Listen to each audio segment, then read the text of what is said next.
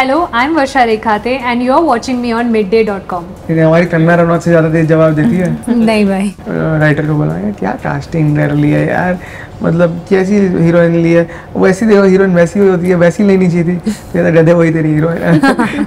Captain Jahaj Singh by Rajpal सर's own admission is his best work till date. India safe है या नहीं लड़कियों के लिए? नहीं, बचपन में आप हो या मैं हो या कोई भी लड़की हो या फिर अभी तक सारी लड़कियों की लाइफ में कोई ना कोई ऐसा एक इंसिडेंट हुआ है, एक या दो कहीं हुए हैं, जब हमें पता ही नहीं था कि ये सब क्या होता है। We have to teach the young boys in the society that these women around you and you need to treat them with utmost respect. मैं इस फिल्म से बढ़िया काम नहीं कीता। मैं इस फिल्म से बढ़िया काम नहीं कीता। ये सेंगे आपने इस मूवी में अच्छा काम नहीं किया। अच्छा ऐसे बोल। Hi, I'm Samarpan Singh and you're watching me on midday.com. Hello and welcome to midday.com. This is Shachi Chaturvedi and today we have with us two of those stars जिन्होंने already ट्रेलर से ही हमारे दिल में दंगे कर रखे हैं। The cast of पड़ गए पंगे, वर्षा and समर्पण। हेलो। Hello everyone. So कैसे हैं आप लोग? बस अभी तक तो बढ़िया है और शायद फ्राइडे के बाद और अच्छे हो जाए। बिल्कुल। तो डेब्यू फिल्म है, कैसा फील हो रहा है? फीलिंग तो एक्सप्रेस करना वर्ड्स में पॉसिबल नहीं है अभी। I am personally I feel like I am on top of the world right now. Cloud 9 पे हूँ, एक यूफोरिया है कि जो बचपन से चाह आज वो शायद हमारी आंखों के सामने है। बस रोल के पास पहुँचते हैं, ये फाइनल किक मारने का टाइम आ गया है। बहुत एक्साइटेड हूँ। हर एक्टर खुद को एक बड़ी स्क्रीन पे देखना चाहता है, तो मैं जब खुद को बड़े स्क्रीन पर देखूंगी और जब जनता भी देखेगी और उन्हें भी पसंद आएगा तो और बहुत ज़्यादा अच्छा लगेगा। मेरे को ना सबसे पहले समर्पण आपसे ये क्वेश्चन पूछना है, पहले डॉक्टर फिर बिजनेसमैन और अब जाके एक्टर, तो इतना टाइम क्यों लग गया आपको? मुझे लगता है हर अच्छी चीज़ को समय लगता है। वाह। हाँ। तो एक नेचुरल प्रोसेस है। एक कहावत है जो हमारी दादी कहती थी, ये किस्मत से ज़्यादा और समय से पहले कुछ नहीं मिलता। सही बात तो शायद सही समय अभी है। डॉक्टर की जहाँ तक आपने बात करी है, तो घर में बचपन से ऐसा माहौल था, माँ बाप दोनों डॉक्टर हैं, तो नेपोटिज्म फैक्टर आ गया था एक। डैड ने हमेशा से यही सिखाया है कि अच्छा, आपने तो डॉक्टर की बात करी है, इतनी नेटिग्रिटी थी डॉक्टरी में भी कि जब से मैं 3 साल का था, 4 साल का था, LKG में जा रहा था, तो पहले दिन ही पापा ने बोला तू पीडियाट्रिशियन बनेगा। डॉक्टर भी नहीं, इट वाज सेट कि तू पीडियाट्रिशियन बनेगा। हालांकि मैंने पीडियाट्रिक्स नहीं करी, उनको शायद लगता था कि लेगेसी कंटिन्यू करने में इजी होगा। मेरे फैमिली में मॉम, डैड, दीदी, जीजा जी, मासी, मासड़, चाचा, चाची सब डॉक्टर हैं। तो आई थिंक वो एक थॉट प्रोसेस था, ये एक सेफ्टी नेट है।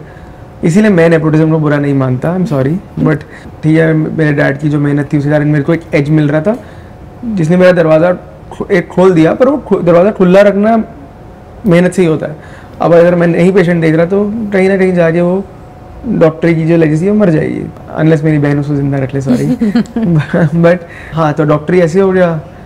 फिर एंटरप्रेन्योर, मेरे एक कॉलेज स्कूल का एक सीनियर थे और मेरा एक दोस्त था, उसका भाई, उन्होंने एक स्टार्टअप स्टार्ट किया बॉम्बे में, फिर वो बैंगलोर शिफ्ट हो गए। वो स्टार्टअप एक $1 मिलियन स्टार्टअप बन गया। तो मैं बहुत इंस्पायर हो गया था उनसे, और मैं आज भी जब किसी दुविधा में होता तो यही सोचता हूँ कि वो पर्टिकुलर इंसान इस सिचुएशन में क्या करता। तो मैं बहुत इंस्पायर्ड, तो मैं बिज़नेस के बारे में पढ़ता रहता था।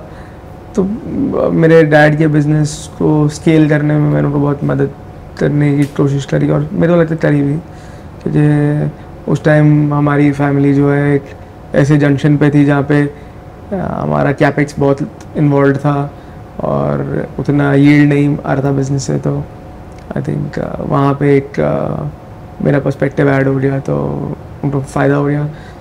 और बनना तो चाहत तो ये थी, पर एक ये अनरियलिस्टिक सा ड्रीम था जो लगता था शायद कभी पूरा ना हो, और शायद किस्मत को कुछ और मंजूर था। तो मेरे एक दोस्त ने ऑफ़र किया, तो हमने एक वेब सीरीज़ कर ली।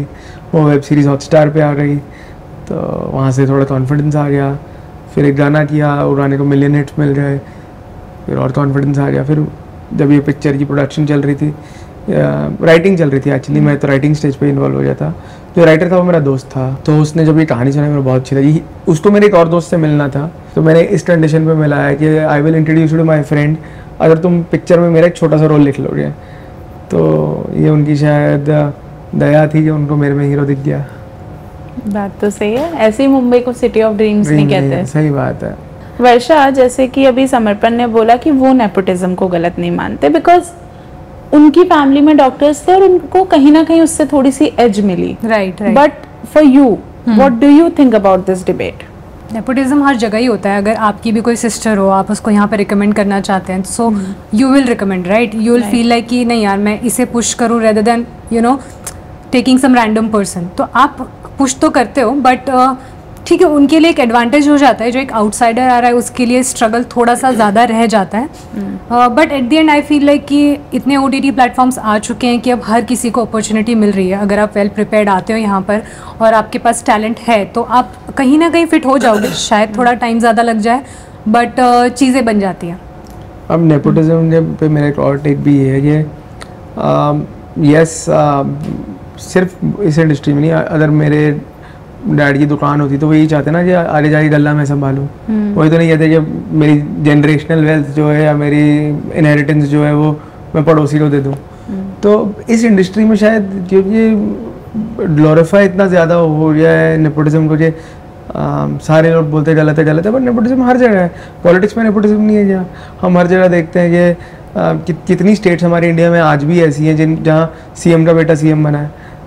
तो वो गलत क्या है? डायनेस्टिक पॉलिटिक्स होती है, डायनेस्टिक बिजनेसेस होते हैं, and at the end of the day entertainment भी एक बिजनेस है, पर योग्यता आपको अपनी खुद प्रूव करनी पड़ती है। आप अगर योग्य नहीं है तो आप बाहर हो जाएंगे किसी भी इंडस्ट्री में। हमने कितने बॉलीवुड में ऐसे नेपोटिस्टिक किड्स देखे हैं जो they were not able to make their mark. बहुतों को तो लॉन्च भी ढंग का नहीं मिला क्योंकि ऑडियंस ने नहीं एक्सेप्ट किया। तो इतना क्रिप करने की इसमें ज़रूरत नहीं है। हमको नेपोटिज्म के कारण रोल नहीं मिल रहा। अगर तुम बहुत अच्छे होते तो वैसे भी रोल मिलता। शाहरुख साहब दिल्ली से आए विदाउट एनी बैकिंग, बच्चन साहब आए, राजकुमार राव सबसे साल की सबसे बड़ी हिट्स 3-2 दी है, कोई बैकिंग नहीं थी। तो आई थिंक ये जो डिबेट है ये ओवर स्ट्रेच्ड डिबेट है। वर्षा, समर्पण का एक रास्ता रहा है। हाँ जी। He tried his hand as a doctor, then as a businessman, and then he got his calling. Right. He got to know कि acting मेरा calling है. What it was for you? I think मैंने start modelling से ही की थी। Mostly आप India में देखोगे बहुत सारे जो एक्टर्स आए वो मॉडलिंग से ही आए। Deepika, Anushka, they used to do modelling. तो जब मॉडलिंग कर रही थी तब एड्स के ऑडिशंस भी देती थी और बहुत मज़ा आता था एड्स के ऑडिशन देने में। काफ़ी एड्स के ऑडिशंस दिए। धीरे धीरे ऑडिशन देना जब स्टार्ट किया तब रियलाइज़ किया कि यार बहुत मज़ा आ रहा है इस चीज़ में, इस चीज़ को करना ही करना है। तो जब आगे और वर्कशॉप्स किए, काफ़ी सीन वर्क किए, तो और ज़्यादा समझ में आने लग गया कि how much I love this thing. तो उसी तरीके से एक्सप्लोर किया है। Okay, let's go back to your movie, then पड़ गए पंगे। I saw the trailer और I think it's cancer, right? Cancer पे एक ह्यूमरस तरीके से मूवी बनाना, डर नहीं लगा कहीं कि it's a sensitive topic at the end of the day? Absolutely, but we've not put cancer in a bad light anywhere. मतलब I am myself a doctor. I have seen cancer patients very closely. तो हम लोग, हमारा take ये है कि death comedy है हमारी। What our take was कि डेथ एक ऐसी चीज़ है जिससे सब डरते हैं। तो जब कैंसर हो गया, कैंसर होने के बाद भी तुम इमीडिएटली तो नहीं मर रहे ना। लोगों का सारा लाइफ जो है वो इसी डर में बीत जाती है कि मैं मरने वाला हूँ, आज नहीं कल, आज नहीं कल, आज नहीं कल। तो हमने एक जोवियल वे में ये मैसेज तो नहीं कहूँगा, जोवियल वे में ये पोर्ट्रेल देने की कोशिश करी कि cancer is not the end of the world. तुम तो इसके साथ भी जीना आना चाहिए, इसके साथ इसको लड़ भी सकते हो और तुम्हारी जिंदगियाँ ख़त्म नहीं होती। तो it was a sensitive topic, yes, but हमने कुछ कंट्रोवर्शियल नहीं, कुछ नहीं, हमने उसको बहुत ही प्यार से, सलीके से ऐसे ट्रीट किया कि आप हंसते हंसते कैरेक्टर्स के साथ प्यार में हो जाओगे। ऐसे तो समर्पण ने तो बताया कि he was involved during the writing stage itself. मतलब राइटिंग में मेरा कोई कंट्रीब्यूशन नहीं था, मैं राइटर को जानता था, बस इतना ही जानता था कि क्या हो रहा है, मतलब मोटा मोटा। यस, तो what it was for you? When मैंने did you तो get a लाइक call? मैं तो किसी को भी नहीं जानती थी. हाँ. It was kind of thing कि मुझे ऑडिशन आया था और मुझे वो ऑडिशन देना था. मेरे पास कोई टाइम नहीं था ऑडिशन प्रिपेयर करने के लिए कि मैं बहुत कुछ प्रिपेयर करके कर सकूं. तो मैंने उतने टाइम पीरियड में जितना हो सका उतना प्रिपेयर करके ऑडिशन भेजा विदाउट एक्सपेक्टिंग एनीथिंग. बिकॉज काफ़ी ऑडिशंस दिए हैं यार, बहुत सारे रिजेक्ट ही होते हैं. तो ऐसे कुछ एक्सपेक्टेशंस नहीं थी. अनएक्सपेक्टेड वे में शाम तक इनका रिवर्ट बैक आ गया था. नेक्स्ट डे ही मुझे ट्रैवल करना पड़ा था शूट के लिए. So that was the scenario. Also अच्छा इनकी चॉइस आई मीन इनकी जो फर्स्ट चॉइस थी वो उनके डेट्स अवेलेबल नहीं थे. सो वो काम मेरे पास आ गया. अच्छा उसकी भी ना एक स्टोरी ऐसा है कि अगले दिन जिस दिन वर्षा आई ने आना था, वर्षा फर्स्ट डे था. तो फर्स्ट डे ही हमारा एक वो सीन था, रोमांटिक सीन था, जिस सीन में मैं वर्षा से प्यार में पहली बार ही पढ़ता हूँ. तो मैं तो मिला नहीं था कभी वर्षा को, मैं जानता नहीं था ना, कभी मैंने इसका फोटो देखा था, मेरे को पता नहीं था कौन है. तो हमारे जो डायरेक्टर सर है ना, बहुत सीरियस आदमी है. अच्छा. आप उनको देख के ही नहीं सोच सकते कि कॉमेडी फिल्म बना सकते हैं. ठीक है. सेंस ऑफ ह्यूमर उनका जो है वो बहुत ही फिल्म ओरिएंटेड है, पर इतने सीरियस रहते हैं. वो मेरे पास आया और उन्होंने मेरे को वर्षा के पैन कार्ड की फोटो दिखाई. ये तुम्हारी हीरोइन है, कल आ रही है, सीन प्रिपेयर कर लो. वैसे इसको देख के मैं कैसे रोमांस करूँ, क्योंकि उस पर वर्षा की 16 साल की फोटो लगी हुई थी और वर्षा बच्ची है, जिसमें वर्षा बच्ची है. ठीक है. तो मैंने कहा सर मैं कैसे रोमांस की भावना दे रहा हूँ. तो मेरा जो प्रोड्यूसर कहता भाई जो अच्छा एक्टर होता है ना वो पेड़ से भी रोमांस कर लेता है. तो मैंने मन मार के अपनी लाइनें पढ़ी कि चलो. और अगले दिन जब वर्षा सेट पे मैंने उसको पहचाना नहीं. तो मैंने अपने राइटर को बोला क्या कास्टिंग कर ली है यार, मतलब कैसी हीरोइन ली है. वैसी देखो हीरोइन वैसी होती है, वैसी लेनी चाहिए थी. तो गधे वही तेरी heroine. When did you guys realize कि फिल्म में राजपाल यादव भी होने वाले हैं? राजपाल सर तो मतलब हमने शुरू से जब ये कैरेक्टर सोचा था captain Jahaj Singh by Rajpal सर's own admission is his best hope till date. He says that people will fall in love with his character so much. आपका राजपाल सर का फेवरेट कैरेक्टर कौन सा है? मेरा बांडिया है. भूल भुलैया का पंडित, छोटा पंडित है ना. हाँ. तो मेरा बांडिया है. जब वो सेट पे आए तो मैं राजपाल सर को पहले से जानता था, जो मैंने उनके साथ एक फिल्म करी हुई थी. अच्छा. पर मेरा सर के साथ बहुत अच्छा रिलेशन एस्टैब्लिश हो चुका था. जब मैंने सर को पूछा कि सर ऐसे हम लोग एक फिल्म बना रहे हैं, सर को मैंने अपने पिछले फिल्म के डायरेक्टर के थ्रू अप्रोच किया था. तो जब ऐसे बात हो रही सर ऐसे ये फिल्म बन रही है तो my director wants to meet you, आप इंटरेस्टेड होंगे. तो उन्होंने एक सवाल नहीं किया, उन्होंने बोला कि तू फिल्म में है. तो मैंने हाँ सर मैं मेन लीड हूँ. तो उन्होंने बोला ठीक है हम कर लेंगे. And he was very sweet. उस टाइम भूल भुलैया 3 की शूटिंग कर रहे थे, मुझे डेट्स नहीं थी. तो उन्होंने बोला कि ऐसे हर संडे मेरा ऑफ होता है, मैं संडे के संडे तो मैं डेट दे पाऊंगा, तुम करोगे. तो तोड़ के उन्होंने अपना रोल किया. बाय द लास्ट शेड्यूल उन्होंने बोला कि एक बात बताऊं, मैं 20 साल से कॉमेडी कर रहा हूँ और मुझे लगता है ये रोल जो मेरे लिए लिखा ही है ये सबसे ज़्यादा जस्टिस करेगा मेरे टैलेंट का. Wow, we are looking forward to it then. Varsha, for you, when did you realize कि Rajpal sir was there in the film? Actually मेरे सीन्स नहीं है राजपाल सर के साथ या Right. But I went on a set. उस दिन मेरा ऑफ था जिस दिन सर का शूट चल रहा था. तो मैंने सेट पर जाके देखा क्या चल रहा है, सीन्स कैसे हो रहे हैं. सर के साथ भी बैठी थी मैं, बात भी की सर से. तो he is very humble and very down to earth kind of person. आप उनको देखोगे तो आपको लगेगा नहीं कि ही इज़ सच अ काफ़ी टाइम से काम कर रहे हैं और हम तो अभी आए हैं. अच्छा, nepotism is one thing and being an outsider is another thing. Nepotism में किसी को फेवर मिलता है लेकिन आउटसाइडर्स के अलग स्ट्रगल्स होते हैं. तो being outsiders, how difficult it was for you to finally get your Bollywood debut? आप इस इंडस्ट्री में अपनी मर्जी से आए हो. ये तो नहीं है कि आपको घर वालों ने धक्का देने वाला. मेरे तो घर वालों ने रोका था और आई एम श्योर वर्षा के भी घर वाले बहुत कंफर्टेबल नहीं होंगे कि जब उसने आइडिया फ्लोट किया और मैं एक्ट्रेस बनना चाहती हूँ. मुझे स्टेबिलिटी नहीं है. ठीक है. It's an uncertain career until you make it. आप अपनी मर्जी से ये चूज कर रहे हो तो स्ट्रगल कैसी when you are doing something that you love. ऐसे तो आपने धक्के से तो काम नहीं करा रहा. आप अपनी मर्जी से रहने आए हो बम्बे, अपनी मर्जी से ऑडिशन पे जाते हो, अपनी मर्जी से सारा काम कर रहे हो. हर बंदे के अपने चैलेंजेस हैं. हमें एज न्यू कमर्स ये चैलेंज है कि पहला रोल मिल जाए. जिसको पहला रोल मिल जाए उसको ये चैलेंज है कि बड़े प्रोडक्शन हाउस की पिक्चर मिल जाए. ए लिस्टर्स को ये चैलेंज है कि पैन इंडिया फिल्म करनी है, 100 करोड़ की फिल्म करनी है. प्रभास को ये चैलेंज है कि मतलब बच्चन साहब बनना है. बच्चन साहब को शायद ये चैलेंज है कि हॉलीवुड भी काउंटर करना है. तो हर एक को अपना अपना चैलेंज है. आई थिंक अभी हम लोग स्टेप 1 पे हैं, जो हमने अपना फर्स्ट स्टेप क्लियर कर लिया कि हमारे तो अपनी डेब्यू फिल्म मिल रही है। अब हमारा स्टेप ये होगा कि हम अच्छी कहानियाँ ढूंढ के अच्छे डायरेक्टर्स के साथ अच्छा सिनेमा बनाए जो सबको पसंद आए। मेरा स्ट्रगल सिर्फ इतना ही है कि अच्छी कहानी ढूंढना, अच्छा डायरेक्टर ढूंढना। Wow, that's a new answer I've got. Varsha, for you?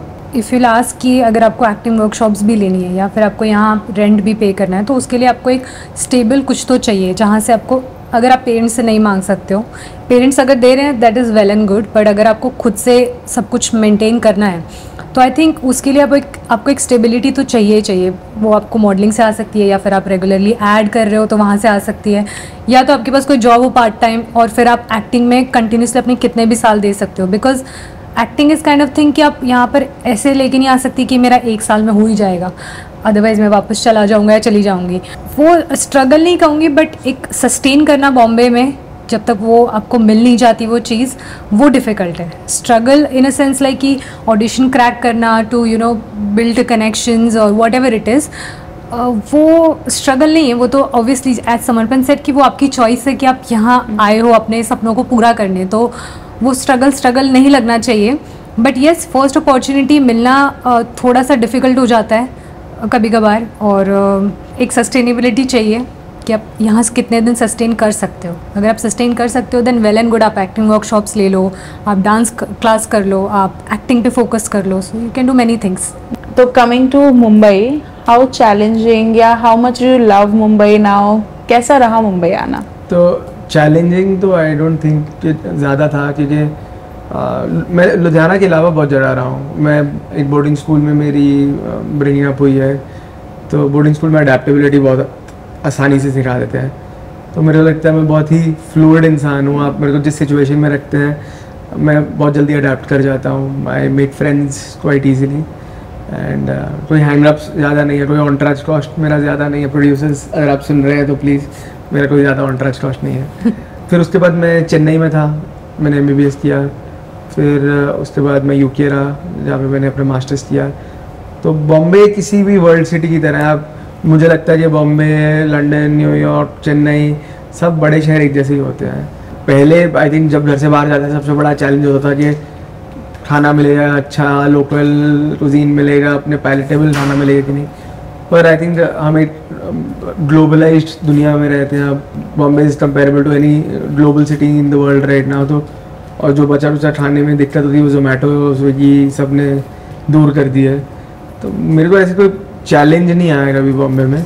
Varsha, I want to ask you as a girl, कितना चैलेंजिंग था आपके लिए बॉम्बे में सेटल होना या नहीं था? Do you feel Bombay is safe? Bombay is 100% safe यार। मैं तो मतलब लेट 2 बजे 3 बजे भी शूट से बहुत बार घर गई हूँ और बहुत सेफ़ है। चैलेंजिंग इस वे में रहा था कि अगर आप यहाँ बैचलर हैं, आपको घर मिलना बहुत मुश्किल हो जाता है बिकॉज बहुत सारे रिस्ट्रिक्शंस होते हैं। आप रेंट पर फ्लैट देखने जा रहे हो, वहाँ 100 चीज़ें होती हैं, ये नहीं कर सकते, वो नहीं कर सकते, लेट नहीं आ सकते। एंड एज अ एक्टर अगर आपने उनको बता दिया कि मैं एक्टर हूँ, तो फिर आपको आइडेंटिटी छुपा के ही घर लेना पड़ेगा। बिकॉज इफ़ आप नए न्यू मुंबई में आ रहे हो और आपने उनको बता दिया है मैं मॉडल एंड एक्टर, तो आपको घर मिलना बहुत मुश्किल हो जाएगा। फिर आपको किसी चौली में एक छोटा सा फ्लैट लेके रहना पड़ेगा।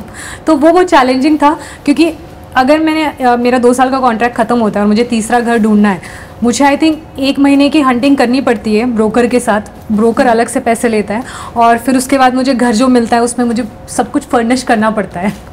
Talking about safety reminds me of the heinous crime happened with doctors. You were a doctor. Do you think any place in this country is safe for women?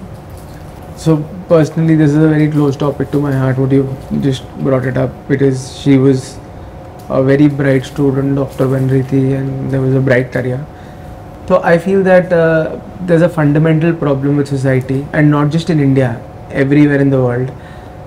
A lot of rapes go unreported as well, and sometimes I don't know what the circumstances are or what the pressures are, societal pressures or whatever it is. Women don't come out and report it. I feel the fundamental problem is that we've not taught our sons how to behave with women. If we have to improve as a society, we have to teach the young boys in the society that these women around you, your mothers, your sisters, your would-be partners in the future, are as normal humans as you are, and you need to treat them with utmost respect. हमारा तो ऐसा देश है जहाँ औरत के लिए युद्ध हो जाते थे, औरत के सम्मान के लिए युद्ध हो जाते थे। महाभारत एक औरत के सम्मान में लड़ी गई थी, और आज हम इस कलयुग में आ रहे हैं कि हम औरत को तहस नहस कर रहे हैं।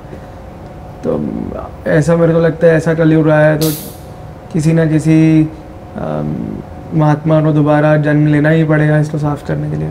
सो योर क्वेश्चन वाज कि इंडिया सेफ है या नहीं लड़कियों के लिए।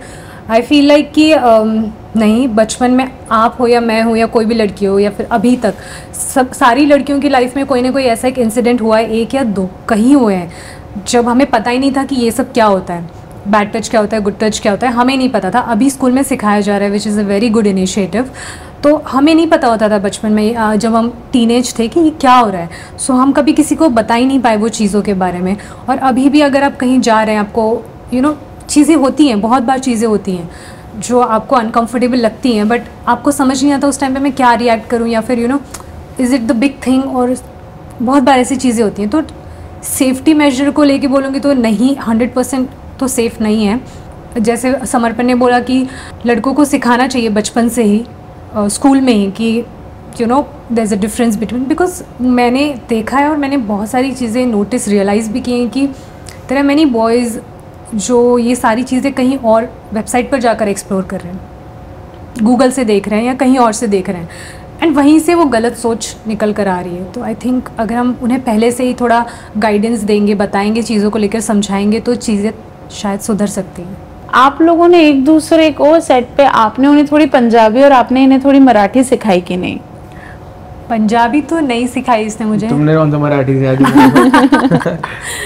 मराठी तो यार, मतलब ही इज़ ऑलवेज थोड़ा रहता है, he is all over the places sometimes. तो ये ऐसे मतलब साथ में बैठ के थोड़ा चिल वैसे हो नहीं पाया ज़्यादा, बिकॉज थोड़ा शूट में हेक्टिक होता था।